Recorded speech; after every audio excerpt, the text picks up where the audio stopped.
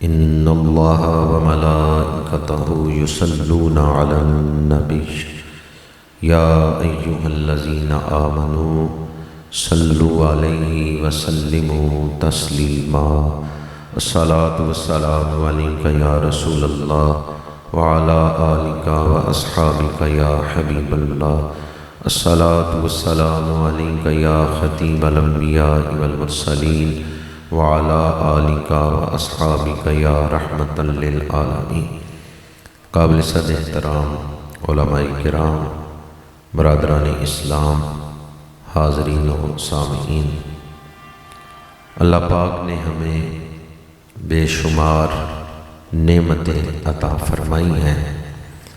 ہم اگر گننا چاہیں تو اللہ کی نعمتوں کو گن نہیں سکتے۔ اللہ نے ہمیں بے شمار نعمتیں عطا فرمائی ہیں۔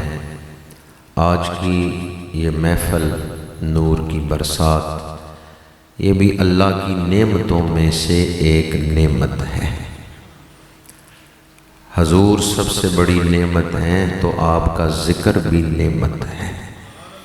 قرآن پاک کی تلاوت ہوئی، پھر حضور ختمی مرتبت صلی اللہ علیہ وآلہ وسلم کی نعتیں پڑھی گئیں، نعتیں پڑھی جائیں گی، تو اس محفل میں بیٹھنا بھی ایک نعمت ہے۔ آج اس محفل میں حاضر ہو کر ہم اپنے گناہ بخشوا رہے ہیں، اپنا مقدر چمکا رہے ہیں، روحوں کو عشق رسول کے جام پلائے جا رہے ہیں۔ ہم کسی عامی کا ذکر نہیں کر رہے، رحمت للعالمین کا ذکر کر رہے ہیں۔ کچھ نعمتیں ایسی ہیں جن کا فائدہ صرف اس دنیا میں ہوتا ہے۔ کھانا پینا، لباس، مکان، یہ سب نعمتیں ہیں، لیکن ان کا فائدہ صرف اس دنیا میں ہے۔ اور حضور کا ذکر ایسی نعمت ہے جس کا فائدہ دنیا میں بھی ہے، قبر و حشر میں بھی ہے۔ حضرت قاضی ایاز مالکی رحمۃ اللہ تعالی علیہ نے کتاب لکھی ہے الشفاء بتعریف حقوق المصطفیٰ، تو مختصراً ہم اسے شفا شریف ہی کہتے ہیں۔ کیا نام ہے کتاب کا؟ شفا شریف۔ کیا نام ہے؟ قاضی صاحب رحمۃ اللہ تعالی علیہ نے حضور کی شانیں بیان کی ہیں، عظمتیں بیان کی ہیں، حقوق بیان کیے ہیں، اور کتاب کا نام رکھا ہے شفا۔ حضور کا ذکر ہو اور شفا نہ ہو، حضور کا ذکر کیا جائے اور شفائیں نہ ملیں۔ حضرت قاضی ایاز مالکی رحمۃ اللہ تعالی علیہ نے کتاب کا نام منتخب کر کے کتاب کے نام میں ہی بہت بڑا مضمون بیان کر دیا ہے کہ جو حضور کا ذکر کرتا ہے اسے جسمانی روحانی بیماریوں سے شفا مل جاتی ہے۔ آج آپ بھی یقین کے ساتھ بیٹھیں، شفا ملے گی، جسمانی بیماریوں سے بھی، روحانی بیماریوں سے۔ حضرت شیخ شرف الدین بصیری رحمۃ اللہ تعالی علیہ نے قصیدہ لکھا تھا، اللہ تعالیٰ نے انہیں شفا عطا فرما دی، فالج کا مرض دور ہو گیا۔ تو حضور کا ذکر شفا کا ذریعہ ہے، وسیلہ ہے، باعث ہے۔ جسمانی بیماریوں سے بھی شفا ملتی ہے، روحانی بیماریوں سے بھی شفا ملتی ہے۔ اس میں احمد کا وظیفہ ہے، ہر ایک غم کا علاج، لاکھ خطرے ہوں اسی نام سے ٹل جاتے ہیں۔ ہمارا علم تھوڑا ہے اور حضور کے ذکر کی شانیں وراء الورا ہیں۔ آج آپ سب ذکر رسول کرنے کے لیے اور ذکر رسول سننے کے لیے یہاں جمع ہوئے ہیں۔ ایک دوست کہنے لگے ٹھیک ہے ذکر رسول تو بڑی شان والا ہے، لیکن اس کے لیے مجمع لگانے کی کیا ضرورت ہے، اکٹھے ہونے کی کیا ضرورت ہے؟ گھر اکیلے بیٹھ کے بھی درود شریف پڑھ سکتے ہیں، اکیلے بیٹھ کے بھی ذکر رسول پڑھ سکتے ہیں، سن سکتے ہیں، محفل کی کیا ضرورت ہے؟ اس کے بہت سارے جوابات ہیں۔ ایک جواب یہ ہے کہ منڈی میں جب ڈھیری کا سودا ہوتا ہے نا، تو ڈھیری کے سودے میں ناقص مال بھی اچھے مال کے ساتھ بک جاتا ہے۔ بعض دوست تو سمجھ گئے کہ بات کدھر جا رہی ہے، بعض کے لیے کھولنے کی ضرورت ہے۔ آج ڈھیری کا سودا ہو رہا ہے، آج ہم اجتماعی حاضری پیش کر رہے ہیں۔ علماء تشریف لائے ہیں، سفید داڑھیوں والے بزرگ آئے بیٹھے ہیں، حضور کے ثنا خوان آ رہے ہیں، عاشقوں کا اجتماع ہے۔ آنے والوں میں سے کسی ایک کی حاضری بھی قبول ہو گئی تو پوری محفل پہ ہی کرم ہو جائے گا۔ اٹھ فریدا ستے آتے میلہ ویکھن جا، مت کوئی مل جائی بخشے آتے تو ہی بخشے آ جا، مت کوئی مل جائی بخشے آتے تو ہی بخشے آ جا۔ آپ بیٹھے تو آج اس میرج حال میں، اس مارکی میں ہیں، لیکن حاضری مدینہ منورہ میں لگوا رہے ہیں۔ سورہ توبہ میں ہے وَقُلِ اعْمَلُوا فَسَيَرَى اللَّهُ عَمَلَكُمْ وَرَسُولُهُ وَالْمُؤْمِنُونَ۔ قرآن کہتا ہے تم عمل کرو، تمہارا عمل اللہ بھی دیکھے گا، اللہ کا رسول بھی دیکھے گا، اہل ایمان بھی دیکھیں گے۔ مضارعہ پہ سین آیا ہے فَسَيَرَى اللَّهُ، جس نے اس کو مستقبل کے معنی میں خاص کر دیا ہے، اور مفسرین نے لکھا ہے امت جب اعمال کرتی ہے فرشتے حضور کی بارگاہ میں پیش کرتے ہیں۔ ادھر امت اعمال کر رہی ہے، ادھر حضور کی بارگاہ میں پیش کیے جا رہے ہیں۔ فَسَيَرَى اللَّهُ عَمَلَكُمْ وَرَسُولُهُ وَالْمُؤْمِنُونَ۔ اس آیت کی تفسیر پڑھ کے دیکھیں، آج آپ بیٹھے تو باولی خرد کی سرزمین پہ اس مارکی میں بیٹھے ہوئے ہیں، لیکن حاضری مدینہ منورہ میں لگوا رہے ہیں۔ غم مصطفیٰ جس کے سینے میں ہے، کہیں بھی رہے وہ مدینے میں ہے۔ تماشائی بن کے نہ بیٹھے، تمنائی بن کے بیٹھے۔ تماشائی رونق محفل دیکھنے آتا ہے، اور تمنائی کچھ حاصل کرنے آتا ہے، محبوب کو راضی کرنے آتا ہے۔ تماشائی باہر کی محفل کو دیکھتا ہے، تمنائی کے اندر محفل لگی ہوئی ہوتی ہے، تمنائی کے دل میں محفل سجی ہوئی ہوتی ہے۔ تو تماشائی بن کے نہ بیٹھے، تمنائی بن کے بیٹھے۔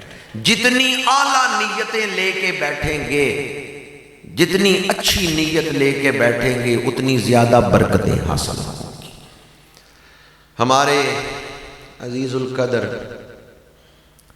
مخلصی فی اللہ نجم الحسن عطاری مرحوم و مغفور، انہوں نے اس محفل کو شروع کیا، آج 13ویں محفل ہو رہی ہے۔ نجم الحسن عطاری کو اللہ تعالیٰ نے اپنے محبوب کی محبت بھی عطا کی اور اچھے اخلاق بھی عطا کیے۔ میرے ساتھ متعدد ملاقاتیں ہوئیں، اور میں نے ہر ملاقات میں نجم الحسن عطاری کو محبتیں بانٹتے ہوئے دیکھا۔ یہ بات تو مجھے کبھی بھولتی نہیں ہے کہ نجم الحسن عطاری شدید علالت میں تھا، بیمار تھا، اور ان دنوں حضور بابا جی صاحب خواجہ محمد خان عالم رحمۃ اللہ تعالیٰ علیہ کا سالانہ عرس پاک تھا، تو گجرات ملاقات ہوئی۔ نجم الحسن صاحب نے کہا کہ جو علماء مہمان آئیں گے انہیں میں اپنے گھر ٹھہراؤں گا۔ اس سال کراچی سے مفتی منیب الرحمن صاحب باولی شریف تشریف لا رہے تھے، تو میں نے نجم الحسن سے کہا کہ تمہاری صحت اجازت نہیں دیتی، لہذا تم یہ انتظام نہ کرو۔ نجم الحسن نے جو اصرار کیا، میں الفاظ میں اس شدت محبت کو بیان نہیں کر سکتا۔ کئی سال گزر گئے، لیکن آج بھی میرے دل کی دھڑکنیں اس نوجوان کی محبت کو سلام پیش کرتی ہیں، اور بال بال دعا گو ہے کہ اللہ تعالیٰ مغفرت کاملہ عطا فرمائے، بلندی درجات عطا فرمائے۔ آج کی یہ محفل بطور خاص نجم الحسن عطاری مرحوم کے ایصال ثواب کے لیے انعقاد پذیر ہے۔ اللہ تعالیٰ نجم الحسن مرحوم کو بخشش، مغفرت کاملہ اور اپنا قرب خاص عطا فرمائے۔ عزیز القدر عاصم صاحب، عثمان صاحب، طاہر صاحب، دیگر ان کے اہل خاندان، محبتوں کے ان چراغوں کو انہوں نے بجھنے نہیں دیا۔ بلکہ جس طرح نجم الحسن نے محبتوں کے چراغ جلائے، انہوں نے ان چراغوں کی روشنی کو تیز کیا ہے، بجھنے نہیں دیا۔ اللہ تعالیٰ انہیں بھی اجر عظیم عطا فرمائے۔ معراج شریف کا مہینہ ہے، تو اسی کو پیش نظر رکھتے ہوئے میں نے مشہور آیت مبارکہ تلاوت کی ہے۔ اس مہینے کی 27ویں رات اللہ پاک نے ہمارے آقا کریم کو عظیم الشان معجزہ عطا فرمایا۔ جو دوست ساؤنڈ چلا رہے ہیں ان سے کہوں گا ایکو بند کر دیں، سادی آواز بنا دیں، ٹھیک۔ اللہ کریم نے انسانوں کی ہدایت کے لیے انبیاء کرام کو دنیا میں بھیجا۔ ہر نبی نے یہ دعویٰ کیا ہے میں خود نہیں آیا، مجھے اللہ نے بھیجا ہے۔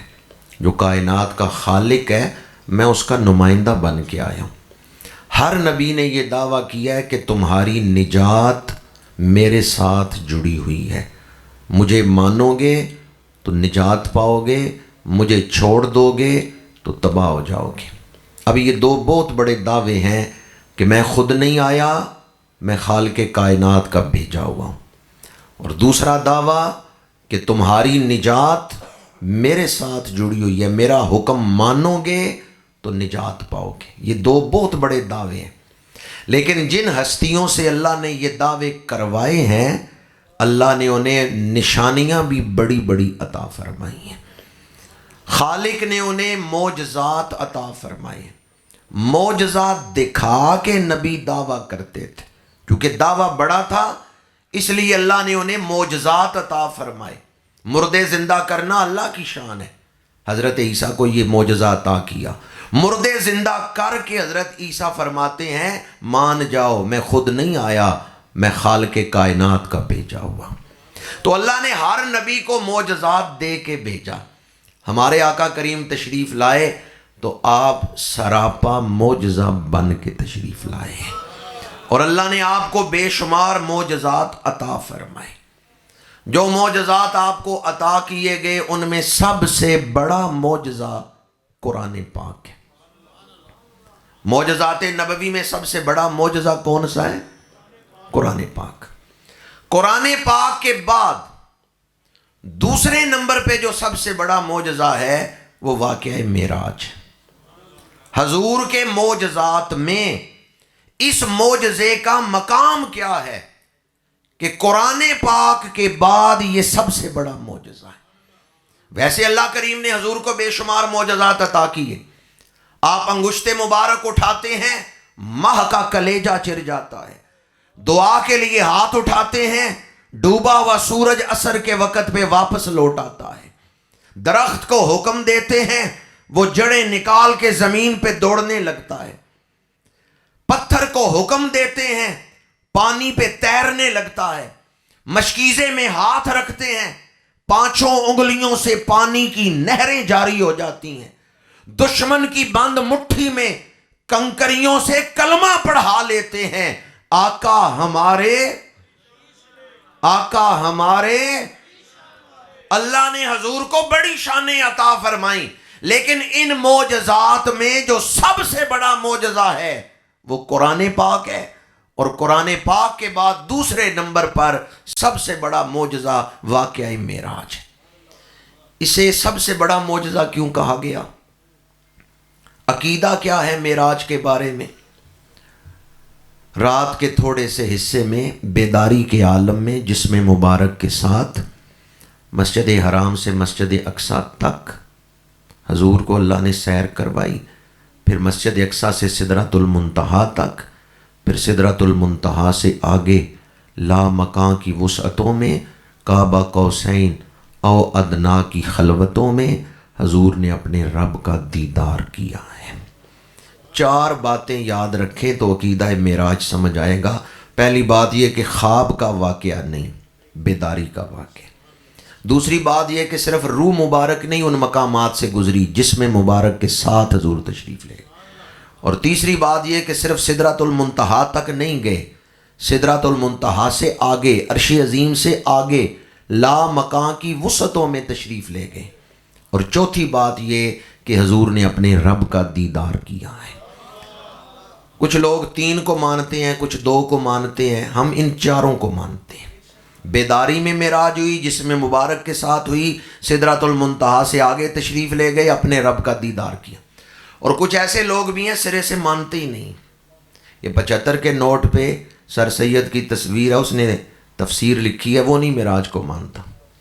سر سید احمد خان معراج کا انکار کرتے ہیں، اور کس بنیاد پہ؟ اس کی ساری سوچ فطرت تک پہنچتی ہے، نیچر تک۔ کہتے ہیں یہ فطرت کے خلاف ہے کہ انسانی جسم اتنا تیز ہوا میں اڑتا ہوا جائے۔ جو لوگ معراج کا انکار کرتے ہیں وہ یہی انکار کرتے ہیں انسانی جسم اتنا تیز ہوا میں اڑ نہیں سکتا، یہ نیچر کے خلاف ہے، یہ فطرت کے خلاف ہے۔ ہم نیچری نہیں، ہم مسلمان ہیں، ہم فطرت کو بھی مانتے ہیں، فطرت بنانے والے فاطر کو بھی مانتے ہیں۔ قرآن پاک کی 114 سورتوں میں سے ایک سورت کا نام ہے سورہ فاطر۔ سورت کا نام ہی یہ ہے فاطر، فطرت بنانے والا۔ جس فطرت پہ یہ کائنات چل رہی ہے، یہ فطرت خود بخود بن گئی ہے یا کسی نے بنائی ہے؟ کافروں کا عقیدہ، ان کی سوچ، ان کی فکر صرف نیچر تک، فطرت تک پہنچتی ہے۔ ہم مسلمان ہیں، ہم فطرت کو بھی مانتے ہیں، فطرت بنانے والے فاطر کو بھی مانتے ہیں۔ جس نے فطرت بنائی ہے وہ فطرت کے آگے مجبور نہیں، جس طرح چاہے اس کو بدل سکتا ہے۔ آگ کی فطرت ہے جلانا، لیکن جب حضرت ابراہیم کو آگ میں ڈالا گیا، اللہ نے فرمایا ہے آگ خبردار، میرا خلیل آ رہا ہے۔ قلنا یا نار کونی بردم وسلاما علی ابراہیم۔ اللہ نے حضرت ابراہیم کے لیے آگ کی فطرت کو بدل دیا یا نہیں بدل دیا؟ آگ ٹھنڈی ہو گئی، سلامتی والی ہو گئی۔ ویسے آگ کی فطرت ہے جلانا، لیکن جس نے آگ کو بنایا ہے، جو خالق ہے، وہ مجبور نہیں، وہ جس طرح چاہے فطرت کو بدل سکتا ہے۔ قوم اکٹھی ہو کے آئی حضرت صالح علیہ السلام کے پاس، اگر آپ اللہ کے نبی ہیں تو اس چٹان سے جوان اونٹنی پیدا کر کے دکھائیں۔ سوال خلاف فطرت تھا کہ پتھر پھٹے اور جوان اونٹنی پیدا ہو، حاملہ اونٹنی، جب وہ پتھر سے باہر نکلے تو بچے کو جنم دے، گابن اونٹنی پیدا کر کے دکھائیں۔ سوال خلاف فطرت تھا، پتھروں سے جانور نہیں پیدا ہوتے کہ پتھر پھٹے اور بکری نکل آئے، پتھر پھٹے اور اونٹنی نکل آئے، یہ سوال خلاف فطرت ہے۔ پر اللہ کے نبی گھبرائے نہیں، فرمایا یہی تو میں تمہیں سمجھانے آیا ہوں، سب کچھ فطرت ہی نہیں، بنانے والا فاطر بھی ہے۔ میں کوئی من گھڑت قصہ کہانی نہیں سنا رہا، قرآن سنا رہا ہوں۔ حضرت صالح علیہ السلام آگے بڑھے، چٹان پہ عصا مارا، جس چٹان کے بارے میں انہوں نے کہا تھا کہ اس سے اونٹنی نکلے، آپ نے اس پہ عصا مارا اور دعا مانگی، اے مجھے نبی بنا کے بھیجنے والے، ظاہر کر دے کہ میں تیرا سچا نبی ہوں۔ چٹان پھٹ گئی، جوان حاملہ اونٹنی باہر نکل آئی۔ قوم کے وزیرک لوگ انگلیاں چبانے کاٹنے لگے، یہ کیا ہو گیا؟ سوال خلاف فطرت تھا، نبی نے پورا کر دیا۔ جس رب نے حضرت صالح علیہ السلام کے لیے تخلیق کی فطرت کو بدل دیا، جس رب نے حضرت ابراہیم خلیل اللہ کے لیے آگ کی فطرت کو بدل دیا، اسی رب نے معراج کی رات اپنے حبیب کے لیے زمان و مکان کی فطرت کو بدل دیا۔ سی معراج ایک راز محبتاں دا نہیں سی کسے دی سمجھ وچ آن والا، سدیا طالب تے گیا مطلوب اوتھے، جبریل سی صد لے جان والا۔ بازے آخدے بنا دروازیاں دے، کیویں گیا او عرشاں تے جان والا، ابر عقل دا ایتھے دخل کیے، جانے جان والا یا لے جان والا، جانے جان والا یا۔ اللہ تعالیٰ نے جب معراج بیان فرمائی تو اپنی طرف منسوب کی ہے، سبحان الذی اسرا بعبدہ، پاک ہے وہ ذات جس نے سیر کرائی۔ اب سوال یہ نہیں ہوگا کہ حضور جا سکتے ہیں یا نہیں، سوال یہ ہوگا رب لے جا سکتا ہے یا نہیں۔ پہلی بات یہ کہ جس نے معراج کروائی ہے وہ فطرت کا خالق ہے۔ دوسری بات یہ جن کو معراج ہوئی ہے ان کے ہاتھوں پہ رب نے فطرت کو مسخر کر دیا ہے۔ ابھی میں بیان کر رہا تھا، حضور نے حکم دیا پتھر پانی پہ تیرنے لگا. یہ پتھر کا پانی پہ تیرنا فطرت ہے یا خلاف فطرت ہے؟ درخت کا زمین پہ دوڑنا، اللہ نے فطرت کو حضور کے ہاتھوں پہ مسخر کر دیا ہے، حضور کو اختیار دیا ہے. بخاری شریف، جامع ترمذی، سب میں یہ حدیث پاک موجود ہے. 3 صحابہ کے ساتھ میرے آقا کریم احد پہاڑ پہ تشریف لے گئے. پہاڑ خوشی سے جھومنے لگا. حضور نے ایڑی ماری، اسبت احد فانما علیک نبی و صدیق و شہیدان. احد پہاڑ ٹھہر جا، تیری چھاتی پہ ایک نبی، ایک صدیق اور 2 شہید کھڑے ہیں. پہاڑ رک گیا یا نہیں؟ اللہ نے حضور کو اختیار بخشا ہے. کبھی فطرت کو معیار بنا کے رسول اللہ کی شانیں نہ تولنا. جس نے فطرت بنائی ہے وہ اس محبوب پر درود بھیجتا ہے. تم فطرت کو معیار بنا کے حضور کی شانیں تول رہے ہو. اقبال کہتے ہیں عقل قرباں کن با پیش مصطفیٰ. دنیا میں جہاں بھی جاؤ عقل ساتھ لے کے جاؤ، پر جب مصطفیٰ کریم کی بارگاہ میں آؤ عقل گھر قربان کر کے آؤ. اللہ نے حضور کو وہ شانیں عطا فرمائی ہیں کہ فطرت کو آپ کے ہاتھوں پہ مسخر کر دیا ہے. 2 باتیں میں نے عرض کی ہیں. معراج کروانے والا فاتر، جن کو معراج کروائی وہ اتنی بلند شان رکھتے ہیں، انہیں تاجدار ختم نبوت بنا کے بھیجا ہے، انہیں دین مکمل کرنے والا بنا کے بھیجا ہے، ان کے سینے پہ قرآن نازل فرمایا ہے. اللہ نے فطرت کو ان کے ہاتھوں پہ مسخر کر دیا ہے. اور تیسری بات، جس سواری پہ معراج کی ہے وہ ہے براق. جو زمینی سیر ہے کس پہ کی ہے؟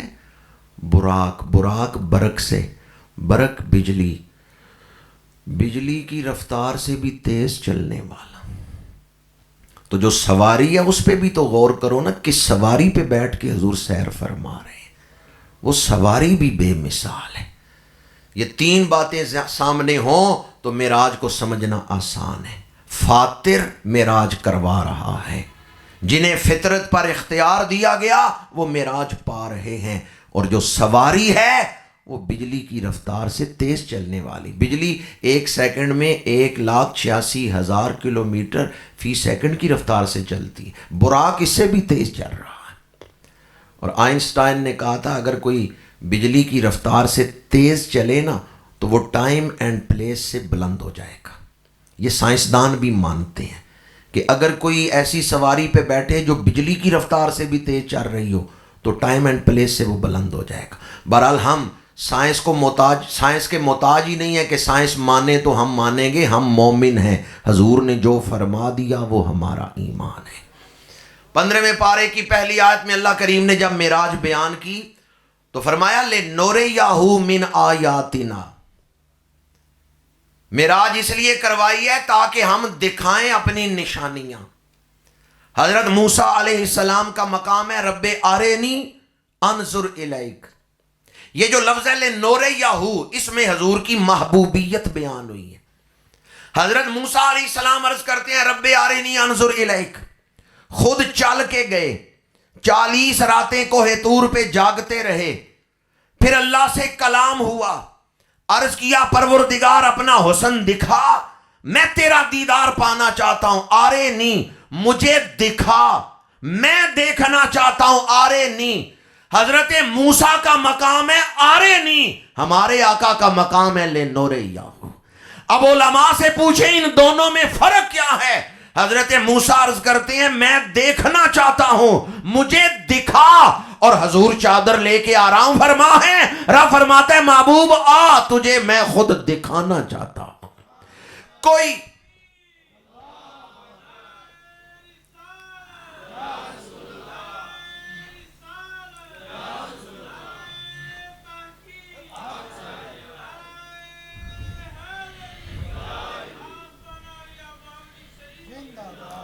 آرینی اور لِنُرِيَهُ، ان دونوں میں فرق کیا ہے؟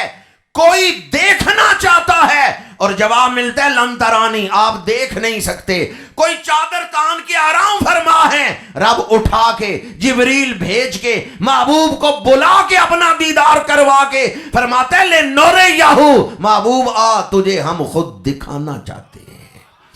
کوئی دعا مانگ رہے پروردگار دے دے دے دے دے دے، اور کسی سے رب فرما رہے محبوب لے لے لے لے لے لے۔ اعلیٰ حضرت نے اسی کو بیان کی ہے تبارک اللہ ہے شان تیری، تجھی کو زیبا ہے بے نیازی، کہیں پہ وہ جوش لن ترانی، کہیں تقاضے وصال کے تھے۔ حضور طائف سے سفر کر کے واپس آ چکے ہیں۔ معراج سیرت کے کس مقام پر ہوئی ہے؟ پہلے سفر طائف ہے، اس کے بعد معراج ہے۔ پہلے کون سا واقعہ ہوا ہے، معراج کا یا طائف کا؟ جی پہلے طائف کا سفر ہے، بعد میں معراج ہے۔ یہ میں آپ سے کیوں کہلوا رہا ہوں، حالات بڑے سخت ہیں جن سے آپ گزر رہے ہیں، مصیبتیں آئیں تو گھبرا نہ جائیں۔ طائف تک حضور کی سیرت پڑھ کے دیکھیں، مصیبتیں مصیبتیں مصیبتیں، اور طائف میں انتہا درجے کی مصیبت۔ ام المومنین حضرت سید عائشہ صدیقہ رضی اللہ تعالیٰ عنہا نے ایک روز پوچھا یا رسول اللہ صلی اللہ علیہ وسلم سب سے مشکل دن کون سا تھا؟ فرمایا جب میں طائف سے واپس آ رہا ہوں۔ مشکلیں انتہا کو پہنچ گئیں، لیکن جب حضور طائف سے واپس آئے ہیں اللہ نے معراج پہ بلا لیا ہے۔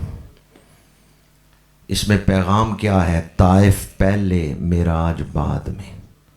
یہ گھر جا کے سوچئے گا میں نے کیا عرض کیا ہے، طائف پہلے معراج، تکلیفیں پہلے انعام، دکھ پہلے انعام۔ جب دکھ انتہا کو پہنچ گئے، صبر انتہا کو پہنچ گیا، پھر اللہ نے اپنے محبوب کو معراج پہ بلا لیا ہے۔ جب زندگی میں دکھ آ جائے نا تو سورہ علم نشرہ کی آیت سامنے رکھیں، فَإِنَّ مَعَ الْعُسْرِ يُسْرًا إِنَّ مَعَ الْعُسْرِ يُسْرًا۔ ہر دکھ اپنے ساتھ راحت لے کے آ رہا ہے، ماں کا لفظ ہے، دکھ اپنے ساتھ راحت لے کے آ رہا ہے۔ فَإِنَّ مَعَ الْعُسْرِ يُسْرًا، ذرا قرآن کے الفاظ پہ غور کریں، دکھ اپنے ساتھ راحت کو لے کے آ رہا ہے۔ جب کبھی زندگی میں آپ گھبرا جائیں، پریشان ہو جائیں تو معراج کو یاد کر لیں، دکھ انتہا پہ پہنچے، اللہ نے حضور کو معراج پہ بلا لیا ہے۔ فَإِنَّ مَعَ الْعُسْرِ يُسْرًا إِنَّ مَعَ الْعُسْرِ يُسْرًا۔ مومن کبھی گھبراتا نہیں کیونکہ اس کا قرآن پر ایمان ہے، ہر دکھ اپنے ساتھ راحت لے کے آ رہا ہے۔ پتہ نہیں میرا رب مجھے اس دکھ کے بعد کیا کچھ عطا کرنا چاہتا ہے، اس لیے دکھوں میں دین پر قائم رہیں، مصائب میں دین پر قائم رہیں۔ دکھ جتنے بھی آئیں مومن گھبراتا نہیں، دین سے منہ پھیرتا نہیں، بلکہ دین پہ عمل کرتا ہے۔ جنہ دکھاں وچ دل بر راضی تے سکھ انہاں تھیں وارے، دکھ قبول محمد بخشا راضی رہن پیارے۔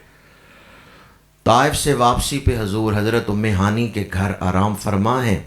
اللہ تعالیٰ نے حضرت جبریل امین کو بھیجا ہے، ہزاروں فرشتوں کی بارات لے کر، براق لے کر جبریل زمین پہ اترے، فرشتوں کو اور براق کو بیت اللہ شریف میں کھڑا کیا ہے، خود حضرت ام ہانی کے مکان کی چھت سے اندر نازل ہوئے ہیں۔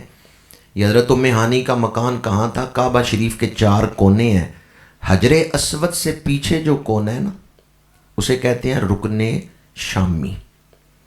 اس کونے کی سید میں آپ جائیں نا تو جو کنارہ بنتا ہے، باب عبدالعزیز اور باب فہد، یہ 2 بڑے دروازے ہیں آج کل۔ رکن شامی باب عبدالعزیز کی طرف جاتا ہے، تو جہاں مطاف ختم ہوتا ہے اور برآمدہ شروع ہوتا ہے، یہاں حضرت ام ہانی کا مکان تھا۔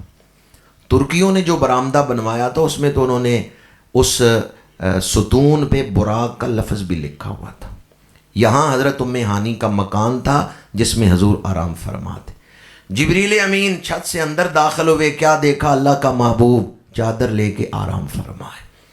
اب یہاں مختلف روایات ہیں جو سیرت کی کتابوں میں یا معراج کے حوالے سے جو کتب لکھی گئیں ان میں موجود ہیں۔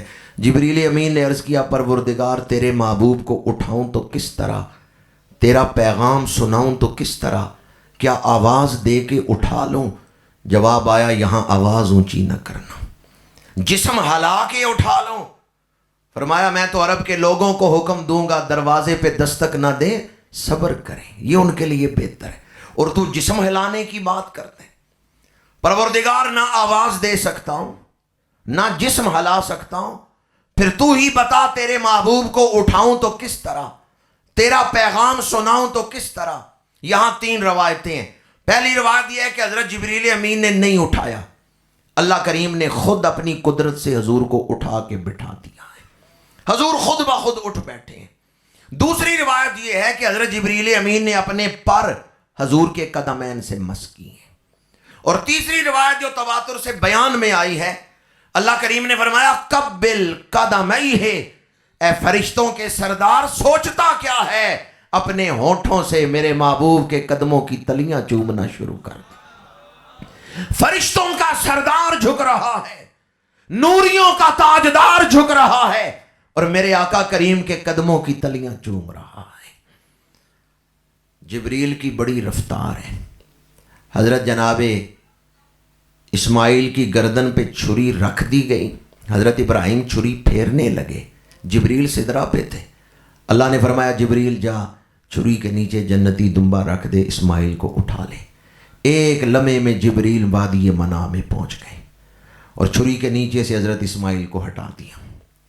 حضرت یوسف کو بھائیوں نے کنویں میں ڈال دیا، کمر میں رسا باندھ کے رسا کاٹنے لگے، جبریل سدرا پہ تھے۔ ایک لمحے میں کنان کے کنویں میں آ گئے، ایک سیکنڈ میں، اور حضرت جناب یوسف کو اپنے پروں پہ اٹھا لیا۔ حضرت جبریل امین کی بڑی رفتار ہے، وہ ایک لمحے میں سدرۃ المنتہا سے زمین پہ آ سکتے ہیں، لیکن معراج کی رات حضور کی تلیاں چوم کے، قدمین شریفین کو چوم کے، جبریل زبان حال سے یہ عرض کر رہے ہیں یا رسول اللہ میرے پروں کی بڑی پرواز ہے، پر میں آپ کے قدم چومتا ہوں، جو آپ کے قدموں کی رفتار ہے وہ میرے پروں کی پرواز نہیں ہے۔ 14 طبقی تو ماں جس دی سیر دیاں، کون کرے گا ریساں اس دے پیر دیاں۔ 14 طبقی تو ماں جس دی سیر دیاں، کون کرے گا ریساں اس دے پیر دیاں۔ اللہ تعالیٰ نے حضور کو بے مثال قدم عطا فرمائے۔ جبریل جب چوم رہے ہیں نا ایڑیاں، تو تاج کے موتی کہاں ہیں؟ اعلیٰ حضرت نے بھی اس کو بیان کیا ہے، عارض شمس و قمر سے ہیں انور ایڑیاں، عارض شمس و قمر سے ہیں انور ایڑیاں، عرش کی آنکھوں کے ہیں تارے وہ خوشتر ایڑیاں، عرش کی آنکھوں کے تارے ہیں وہ خوشتر ایڑیاں۔ اس میں اعلیٰ حضرت نے لکھا ہے کہ تاج روح الامی کے موتی سجدہ کریں جسے، رکھتی ہیں واللہ وہ پاکیزہ گوہر ایڑیاں۔ تاج روح الامی کے موتی سجدہ کریں جسے۔ بہت سارے شارحین حدیث نے لکھا ہے جبریل 24,000 دفعہ حضور کی خدمت میں حاضر ہوئے ہیں، پر کبھی سر پہ تاج نہیں پہن کے آئے۔ معراج کی رات جب آئے تو اللہ کریم نے فرمایا جبریل تاج پہن کے جا۔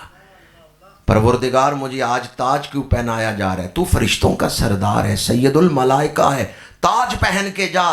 جب جبریل محبوب کے قدم چومے گا، فرشتوں کے سردار کا تاج مصطفیٰ کریم کے قدموں میں پڑا ہوا ہوگا۔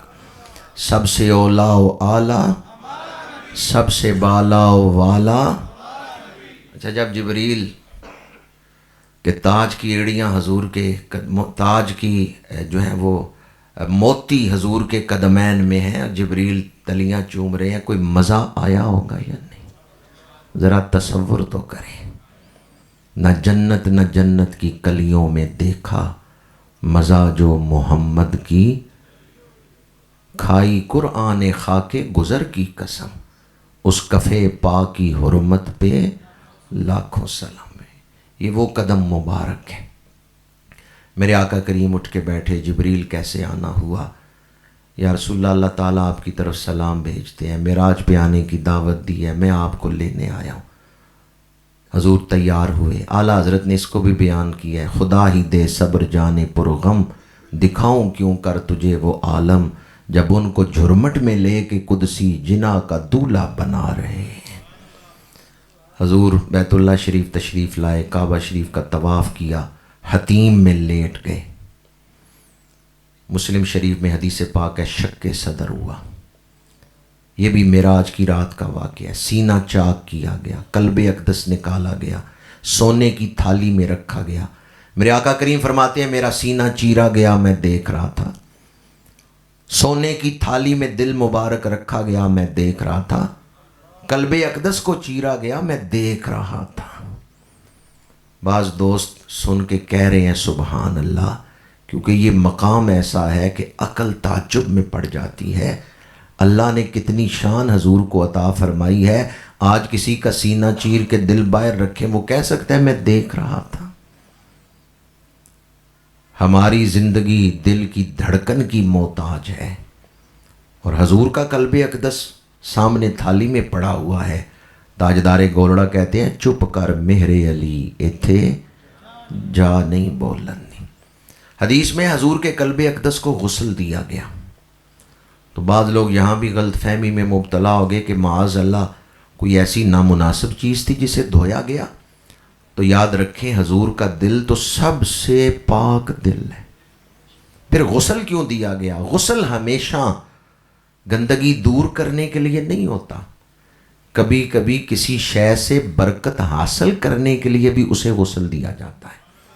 جس طرح غسل کعبہ شریف کا غسل ہو رہا ہے، تو کیا اندر کوئی گندگی تھی کہ دھویا جا رہا ہے؟ نہیں، وہ تو پہلے ہی پاک ہے، پر غسل کعبہ دیا جا رہا ہے تاکہ جو پانی کعبے کی دیواروں سے لگ جائے گا یہ برکت والا بن جائے گا۔ حضور کے قلب اقدس کو جو غسل دیا جا رہا ہے، اگر آب زمزم سے دیا گیا ہے تو زمزم کی شان بڑھانے کے لیے، اور اگر جنتی پانی سے دیا گیا ہے تو جنتی پانی کی شان بڑھانے کے لیے، تاکہ ان پانیوں کی شان میں اضافہ ہو جائے۔ ورنہ میرے آقا کا قلب اقدس تو پہلے ہی سب سے پاک اور اطہر قلب مبارک ہے۔ شق صدر سے فارغ ہوئے، براق پیش کیا گیا۔ میرے آقا کریم براق پہ سوار ہوئے، ارد گرد فرشتے درود و سلام پڑھ رہے ہیں۔ باغ عالم میں باد بہاری چلی، سرور انبیاء کی سواری چلی، یہ سواری سوئے ذات باری چلی، ابر رحمت اٹھا آج کی رات ہے، جذب حسن طلب ہر قدم ساتھ ہے، دائیں بائیں فرشتوں کی بارات ہے، سر پہ نورانی سہرے کی کیا بات ہے، شاہ دولہا بنا آج کی رات ہے۔ زمینی سیر میں حضور نے 10 نفل ادا کیے، 2 نفل مسجد حرام میں، 2 نفل مدینہ منورہ، 2 نفل مدین حضرت شعیب علیہ السلام کے مکان پر، 2 نفل بیت اللحم حضرت عیسیٰ کی جائے ولادت پر، اور 2 نفل مسجد اقصیٰ میں ادا فرمائے۔ تو کل کتنے نفل ہو گئے؟ 10 نفل۔ جب آپ مصر کی سرزمین سے گزر رہے ہیں تو فرمایا مررت علی موسیٰ لیلۃ اسری بی عند الکثیب الاحمر وہو قائم یصلی فی قبرہ، میں نے دیکھا حضرت موسیٰ اپنی قبر میں کھڑے ہیں اور نماز ادا فرما رہے ہیں۔ کیا کر رہے ہیں؟ چند ہی لوگوں نے نماز کا لفظ گوارا کیا ہے بولنا۔ کیا ادا کر رہے ہیں؟ نعت پڑھنا سننا بڑی فضیلت والا کام ہے، بڑی برکت والا کام ہے، پر نعت والے آقا نے ہی فرمایا ہے کہ نماز اللہ کی طرف سے دن میں 5 دفعہ پڑھنا فرض ہے۔ آج پاکستان جن حالات سے گزر رہا ہے، حادثات پیش آ رہے ہیں۔ پولیس لائن پشاور میں 100 سے زیادہ جوان اچانک خون میں لت پت ہو گئے۔ تاندہ ڈیم میں 52 بچے، کشتی الٹ گئی، پانی میں ڈوب گئے۔ لسبیلا میں بس الٹ گئی، آگ لگ گئی، 42 افراد کی لاشیں جل کے مسخ ہو گئیں۔ وارث اپنے عزیزوں کی لاشیں پہچان نہیں سکے۔ یہ پچھلے ہفتے واقعہ ہوا ہے۔ ڈی این اے ٹیسٹ کے ذریعے لاشیں دی گئی ہیں، چہرے نہیں پہچاننے ہوئے۔ 200 افراد پچھلے ہفتے میں ان 3 حادثات میں اچانک خون میں لت پت ہو گئے، لقمہ اجل بن گئے۔ ایک طرف حادثات پیش آ رہے ہیں، دوسری طرف پاکستان کی معیشت تباہی کی طرف جا رہی ہے، ہوش ربا مہنگائی نہیں، قیامت خیز مہنگائی ہے۔ تیسری طرف جن لوگوں کے پاس عہدہ ہے، اختیار ہے، جنہوں نے امن قائم کرنا تھا، جنہوں نے حالات ٹھیک کرنے تھے، جنہوں نے معاشی صورتحال کو ٹھیک کرنا تھا، وہ آپس میں لڑ رہے ہیں، سیاسی بحران ہے۔ اور چوتھی طرف ملک اخلاقی بحران میں مبتلا ہے۔ اپنے آپ کو پاکستانی قوم کہتے ہوئے سوچنا پڑتا ہے کہ ہم قوم ہیں یا مفاد پرست ٹولے ہیں۔ قوم تو ہم رہ نہیں گئے، ہم تو اس وقت مفاد پرست ٹولے بن چکے ہیں۔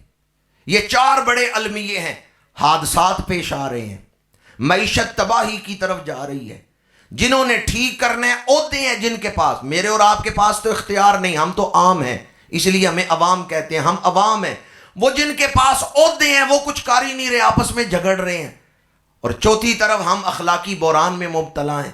ان حالات میں میں اور آپ اور کچھ نہیں کر سکتے، دعا تو کر سکتے ہیں۔ کیا ہم دعا نہیں کرتے؟ کرتے ہیں۔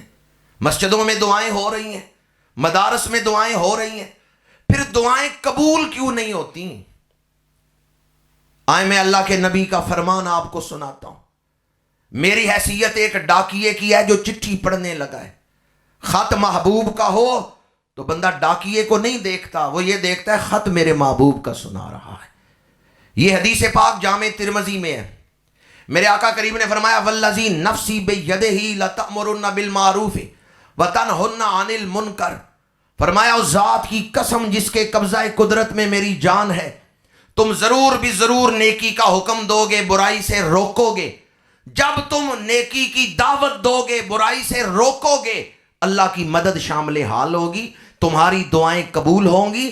او لا یوشکن اللہ ان یبعث علیکم عذابا من عندہ ثم لا تدعونہ ولا یستجاب لکم، لیکن جب تم نیکی کی دعوت چھوڑ دو گے، برائی سے روکنا چھوڑ دو گے، پھر اللہ ایسا عذاب نازل کرے گا، تم دعائیں کرو گے، تمہاری دعائیں قبول نہیں ہوں گی۔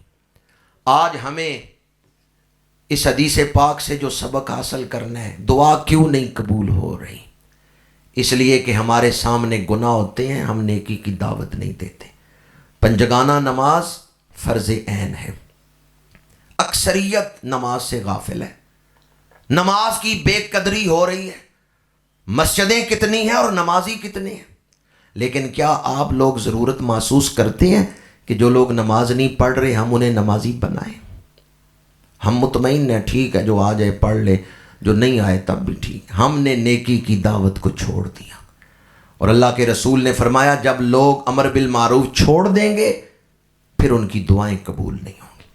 کالجوں یونیورسٹیوں میں جوان بچے بچیاں اکٹھے پڑھ رہے ہیں، نوجوان بچے بچیاں یونیورسٹیوں میں اکٹھے بیٹھے ہیں، گپ شپ لگا رہے ہیں۔ کیا شریعت اس کی اجازت دیتی ہے؟ یا ہم اصلاح کرتے ہیں؟ نہیں، ہم بھی مطمئن ہیں ٹھیک ہے، ہم نے بھی ذہنی طور پہ تسلیم کر لیا ہے کہ ٹھیک ہے گناہ ہو رہے۔ میرج ہالوں میں کیا ہو رہا ہے؟ چھوٹے شہروں میں تو چلو پارٹیشن ہے، یہاں تو مجھے نظر آ رہا ہے پارٹیشن ہے، مرد عورتوں کے لیے الگ جگہ بنا لیتے ہیں۔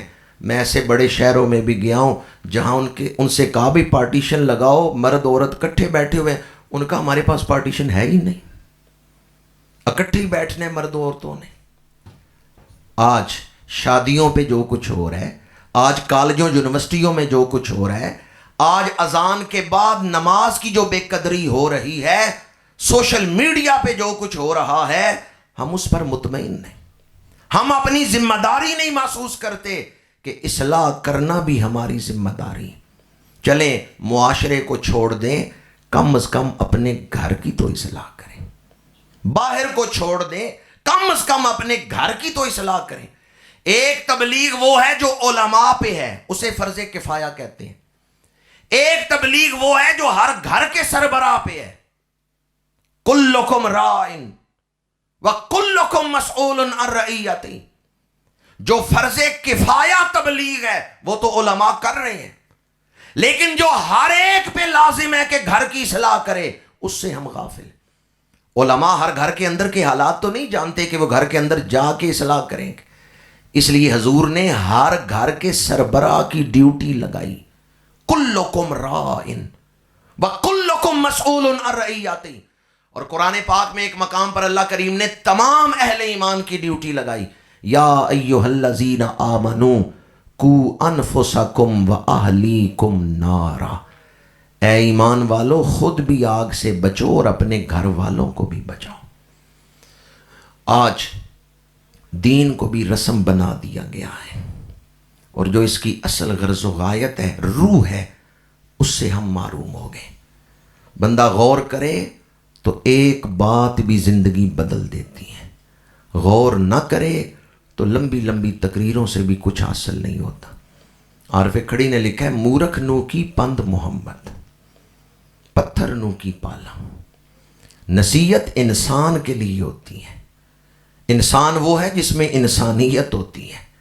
نصیحت انسان کے لیے ہوتی ہے. کبھی آپ نے کسی بھینس کے پاس کھڑے ہو کے کہا نماز کیوں نہیں پڑھتی، نماز پڑھا کرو، تو نصیحت کس کے لیے ہے؟ کبھی آپ نے کسی کٹے کو کہا ماں باپ کا ادب کیا کرو. جانوروں کو بھی نصیحت کرتے ہیں؟ نہیں، نصیحت انسان کے لیے ہے. اور عارف کھڑی فرماتے ہیں جو نصیحت نہ سنے، نصیحت پہ کان نہ دھرے، وہ بھی اندر سے جانوروں کی طرح ہی ہے. مورکھ نو کی پند محمد. اور یہی بات قرآن نے کی ہے اولئک کالانعام بل ہم اضل. سوشل میڈیا سے ذہن نہ بنائیں. سوشل میڈیا اس وقت جن کے قبضے میں ہے. یہ بات کہتے ہوئے میرا کلیجہ پھٹتا ہے، لیکن روکنا مشکل ہے. ہم لٹ چکے ہیں، ہم برباد ہو چکے ہیں. اب تو ہاتھ ملنے کا وقت ہے کہ ہم لٹ چکے ہیں. ہم نے یہودیوں کا ذہن بدلنا تھا، ہم نے عیسائیوں کا ذہن بدلنا تھا، ہم نے ہندوؤں کا ذہن بدلنا تھا، انہیں اسلام کی طرف لانا تھا. پر ہوا یہ کہ ان یہودیوں نے ہمارا ذہن بدل دیا. انہوں نے ایسی چال چلی ہے کہ اب ہمارے نوجوان دنیا پرست بن گئے. ہم لٹ چکے ہیں. اس وقت محافل نعت ہوں، جمعہ کے اجتماع ہوں اور اس کی محفلیں ہوں، ختم کل ہو یا ختم 40واں ہو، اگر آپ اس سے اپنی اصلاح کا پیغام نہیں لے کے اٹھتے تو یہ رسمیں ہیں، پھر یہ دینی محفلیں نہیں ہیں. بندہ غور کرے تو ایک بات بھی زندگی بدل دیتی ہے. جتنی محفلیں پاکستان میں ہو رہی ہیں، جمعے پہ جتنے نمازی مسجد میں جاتے ہیں، اگر سارے اصلاح لے کے باہر نکلیں تو دوسرے دن ہی معاشرہ بدل نہ جائے. گفتگو کا نچوڑ اور پیغام عرض کر رہا ہوں، اللہ کا جو مقام ہے نا، وہ اپنے ذہن میں اللہ کو مقام دے دیں، کل ہی آپ کے حالات بدل جائیں گے. بخاری شریف کے پہلے باب میں حدیث ہے الدین النصیحہ، دین خیر خواہی کا نام ہے.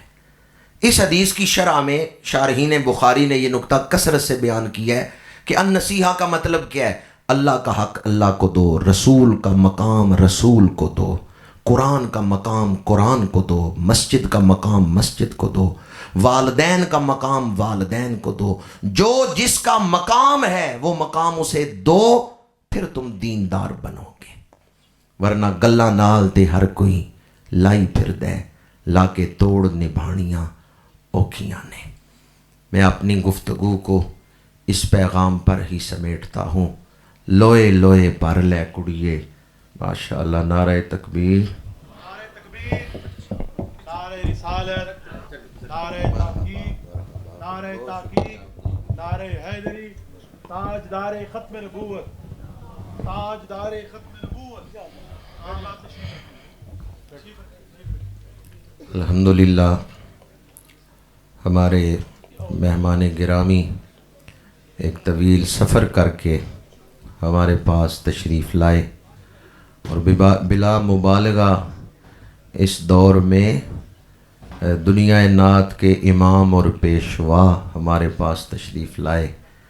نعت گوئی میں جنہیں اس وقت دنیا نعت میں بلند نہیں بلند ترین مقام حاصل ہے، اور یہ بھی ان کا خصوصی امتیاز ہے کہ انہوں نے نعت کو نعت کے رنگ میں پڑھا ہے، اور سننے والا دنیا کے کسی کونے میں بیٹھا ہو، جب محترم اویس رضا الحاج اویس رضا قادری صاحب پڑھ رہے ہوں تو اس کے دل کا رشتہ مدینہ منورہ سے جڑ جاتا ہے. میں حضرت کو اس محفل میں تشریف آوری پر خوش آمدید کہتا ہوں۔ اللہ تعالیٰ آپ کی آمد ہم سب کے لیے باعث برکت و رحمت بنائے۔ میں ان الفاظ پر ہی گفتگو سمیٹتا ہوں۔ وآخر دعوانا ان الحمد للہ رب العالمین۔